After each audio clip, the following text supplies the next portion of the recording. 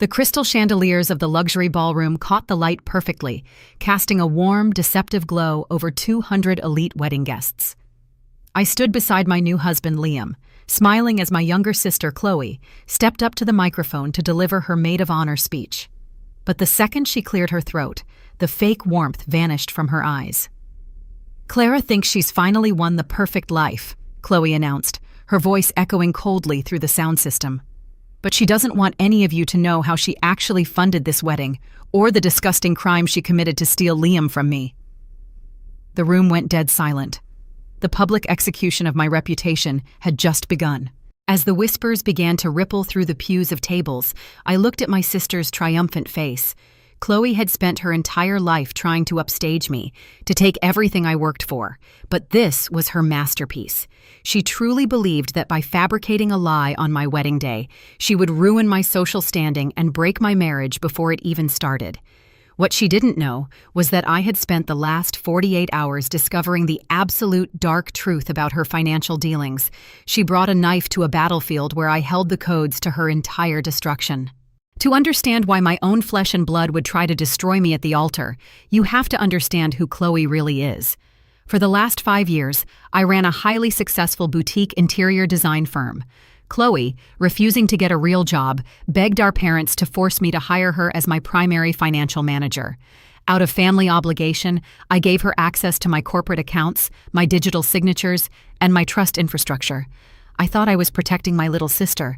In reality, I was feeding a viper. The real tension exploded when I met Liam. He was a brilliant, self-made real estate developer who contracted my firm to design his new luxury hotel portfolio. From the moment we started working together, our connection was effortless, built on mutual respect and shared ambitions. But the moment Chloe saw Liam's wealth and status, she decided he belonged to her. She began throwing herself at him during corporate dinners, sending uninvited messages, and trying to sabotage my design meetings. Liam saw right through Chloe's desperate manipulation. During a private gala after-party, when Chloe tried to corner him in the lounge and imply that I was only using him for his money, Liam cut her off completely. He told her cleanly and professionally that he was completely in love with me and that her behavior was entirely inappropriate. That rejection didn't just hurt Chloe's ego, it created a monstrous, burning obsession to watch both of us fall. When Liam proposed to me on a cliffside overlooking the ocean, it was the happiest day of my life. But when we announced it to the family, Chloe didn't even pretend to be happy. While our parents clinked champagne glasses, Chloe leaned over to me in the kitchen and whispered with venom in her voice, "Enjoy your little fairy tale while it lasts, Clara. Because I promise you, you will never make it through the wedding day." I brushed it off as empty jealousy. That was my first mistake. 3 weeks before the wedding, our vendors began calling me with alarming notices. The catering group, the floral designers, and the venue managers all claimed their primary installment checks had bounced due to insufficient funds. I was entirely confused. I had explicitly transferred $80,000 into the wedding escrow account that Chloe managed. When I opened the banking portal that night, my heart dropped into my stomach. The account had been systematically drained to zero. I didn't confront Chloe immediately because I knew she would lie and play the victim to our parents. Instead, I hired an independent forensic accountant to track every single digital transaction code linked to that escrow account. By the next morning, the truth was laid out in black and white. Chloe hadn't just taken the wedding money. She had been systematically embezzling from my main interior design firm for over 18 months to fund a secret, high-stakes online gambling addiction and offshore accounts. But Chloe's betrayal went even deeper. To cover her tracks, she had forged my corporate signature on a series of fraudulent business loans under my company's name. Just 48 hours before the wedding, she left a physical folder on my office desk with a sticky note that read, "If you don't cancel the wedding and leave Liam, I will send these forged loan documents to the Federal Fraud Division and have you jailed before you can walk down the aisle." She thought she had pinned me into total submission. I sat alone in my office for 3 hours, looking at the evidence of my own sister's malice. I realized that trying to protect her, trying to keep family secrets quiet, had only allowed her toxicity to grow into a monster. She wanted a public execution? Fine. I would let her build her own stage, let her step onto the podium, and then I would let the trap snap shut around her. I quietly made a copy of every single transaction log and sent them to the wedding venue's AV technical director. On the morning of the wedding, Chloe walked into my bridal suite with a smug, victorious grin plastered across her face. She adjusted my veil with fake tenderness, leaning down to whisper, "Today is the day, Clara. Have you made your choice, or do I need to make the call to the police?" I looked at her reflection in the mirror, smiled smoothly, and said, "Don't worry, Chloe. Today, everyone is going to get exactly what they deserve." Walking down the aisle toward Liam, my heart was perfectly steady. I didn't see the flowers or notice the music. I only saw my sister standing at the front of the church, her hand nervously clutching her designer handbag where she kept her phone, ready to deploy her lies. Liam held my hands at the altar, sensing my intense focus.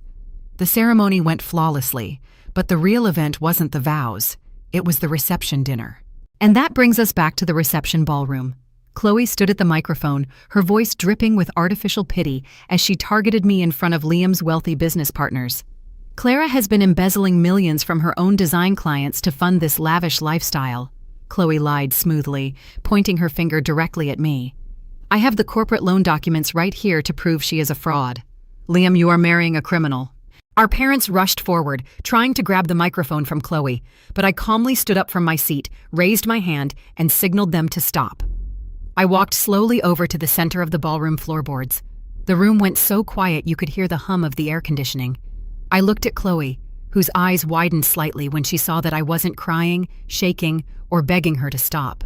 "Chloe, I'm glad you brought up the financial documentation," I said clearly into my own lapel microphone, "because I think everyone in this room deserves to see the actual records of where my company's money went." I raised my hand and clicked a small wireless remote in my palm. Instantly, the massive projection screen behind the head table, which was supposed to show a childhood photo slideshow, flickered and changed. The screen didn't display my errors. It displayed Chloe's absolute ruin. Giant, high-definition scans of the forensic audit filled the wall. Highlighted in bright red were the exact IP addresses tracing the embezzlement straight to Chloe's personal laptop, alongside the direct deposit logs into online gambling platforms. Right next to it was the high-definition security camera footage of Chloe sneaking into my office late at night to forge my signature on the loan documents. Chloe's face went instantly from arrogant triumph to an absolute pale mask of weeping terror. The microphone in her shaking hand began to feedback, creating a loud, whining ring through the ballroom. She looked at the screen, then looked around the room as our parents stared at her in complete, utter horror. She tried to speak, but only a pathetic, breathless gasp came out of her mouth. "But that's only the financial part," I continued smoothly, stepping closer to her. "Let's talk about why Chloe wanted to ruin this wedding so badly." I clicked the remote again. The screen shifted to reveal a series of encrypted text messages Chloe had sent to an offshore corporate competitor, offering to sell my firm's proprietary hotel design blueprints for a cash bribe, explicitly stating, "This will ruin Clara's reputation, and then Liam will have no choice but to come to me." Chloe dropped the microphone, and it shattered against the hardwood floor with a resounding thud. She turned around, desperately trying to run toward the ballroom's back exit doors to escape the public shame. But as she pushed open the heavy oak doors, she ran straight into the path of 3 waiting plainclothes detectives from the State Financial Crimes Bureau, accompanied by 2 uniformed police officers. "Chloe Miller," the lead detective announced clearly, his voice carrying through the open doors into the silent ballroom. "You are under arrest for grand larceny, multi-million-dollar corporate embezzlement, and identity forgery." Right there, in front of the entire high society guest list she had tried to impress, her arms were pinned behind her back, and the heavy steel handcuffs clicked loudly around her wrists. Our parents collapsed into their chairs, our mother burying her face in her hands, weeping for the daughter who had completely destroyed her own future out of pure, unadulterated envy. For years, they had enabled her, making excuses for her failures and forcing me to carry her weight. Now, they were finally forced to see the unvarnished reality of the criminal they had protected under their roof. As the detectives began to drag Chloe down the hallway, she turned her head back toward me, her face twisted in a manic, screaming tantrum. "You did this to me, Clara!" she shrieked, her voice cracking with pathetic rage. "You're a monster! You ruined our family! Mom, Dad, don't let her do this to me!" Her voice faded down the corridor, leaving behind a profound, cleansing silence. I turned back around to face my guests. The atmosphere was thick with shock, but I walked straight back to my husband, Liam. He looked at me, took my hands in his, and kissed my forehead with a deep, fierce pride that completely validated everything I had just done. He didn't care about the scandal. He cared that I had finally stood up and dismantled the viper that had been suffocating our lives. Liam picked up his champagne glass, turned to the crowd, and raised it high. His voice was strong, calm, and completely commanding. "To my wife, Clara," Liam announced proudly, "a woman of unshakable integrity, fierce talent, and the absolute protector of our future. Let's clear the floor and celebrate the true beginning of our empire." The entire ballroom erupted into an immediate, deafening standing ovation. As the orchestra began to play our song, we stepped onto the empty dance floor, swaying in Liam's arms, the heavy weight I had carried for years, the constant corporate sabotage, the family manipulation, the emotional extortion from my sister, completely melted away. The white silk of my gown didn't feel like a shroud anymore. It felt like armor. I had defended my big day, and I had won my freedom. The very next morning, the headlines of the city's lifestyle blogs weren't about a ruined wedding. They were focused entirely on the massive corporate espionage and fraud bust. My company's legal team spent the morning filing immediate restructuring notices with the municipal court, removing Chloe's name from every single design asset and protecting our corporate credit lines from any further damage. 3 days later, while Liam and I were preparing to leave for our honeymoon, my phone rang with a certified call from the county correctional facility. Chloe's defense attorney begged me to speak with her, claiming she was having a psychological breakdown inside her holding cell. I agreed to go down to the prison, not out of anger, but to ensure she understood that her games were permanently over. I sat down in the stark, freezing visitation room, separated from my sister by a thick layer of scratched security glass. When the guard led Chloe out, she looked entirely unrecognizable. Her expensive, styled blonde hair was messy. She was wearing a standard orange jumpsuit, and the arrogant, mocking smirk she had worn at my wedding vanity mirror was completely gone. Chloe picked up the heavy plastic receiver, her eyes swimming with tears as she pressed it to her ear. "Clara, please, you have to drop the corporate espionage affidavits," she sobbed, her voice cracking through the digital speaker line. "The prosecutors are pushing for a 10-year mandatory sentence. I'm your sister. I only did it because I felt so left behind by your success. Please save me." I lifted my receiver, looking her dead in the eyes with absolute, unyielding clarity. "You didn't do this because you felt left behind, Chloe. You did this because you are a narcissist who believes that to build yourself up, you have the right to destroy my life, steal my company, and humiliate me on my wedding day. I carried you for 5 years, but I will not carry you to a federal cell. You chose this contract. Now you will sign it." When I returned home, my parents were waiting for me in the garden. For the first time in our lives, they didn't beg me to help Chloe. They hugged me, apologized through tears for their years of enabling her behavior, and admitted that my public exposure was the only thing that could have stopped her destructive path. The family dynamic was finally healed, built on a foundation of truth. With the internal threat permanently removed, my interior design firm experienced an unprecedented explosion of growth. Free from Chloe's financial draining and sabotage, we secured the full multi-million-dollar design contract for Liam's international hotel portfolio, establishing our joint names as the most dominant power couple in the regional real estate market. I remodeled our new estate home, turning the master wing into an expansive, sunlit creative sanctuary.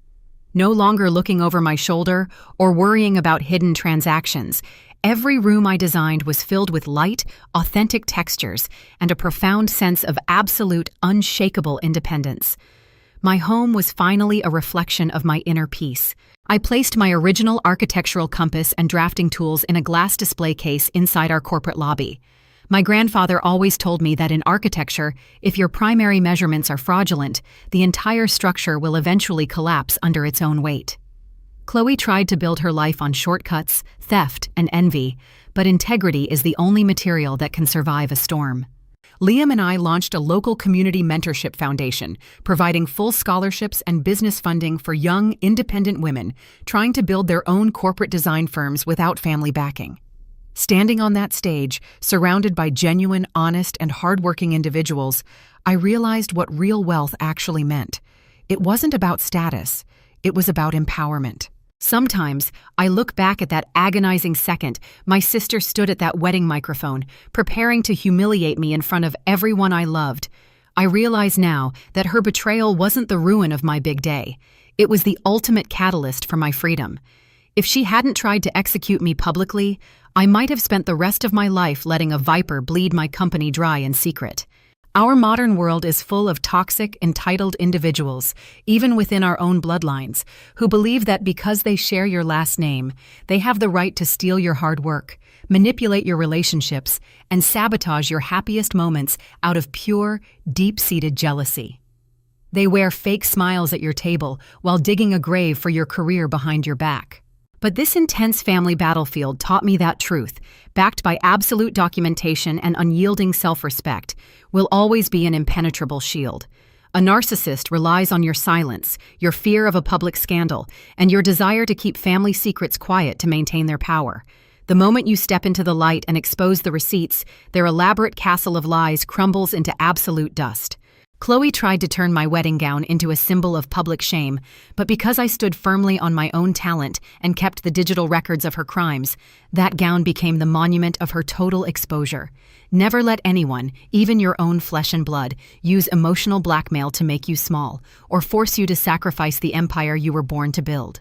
If you believe that honesty, independent resilience, keeping your receipts, and true poetic justice will always triumph over family betrayal and toxic envy, please hit that like button right now. Drop your powerful thoughts and experiences in the comments below, and subscribe to our channel for more deep, cinematic stories of emotional victory. Thank you for watching, and remember, never let a toxic sister ruin your big day when you hold the keys to her exposure.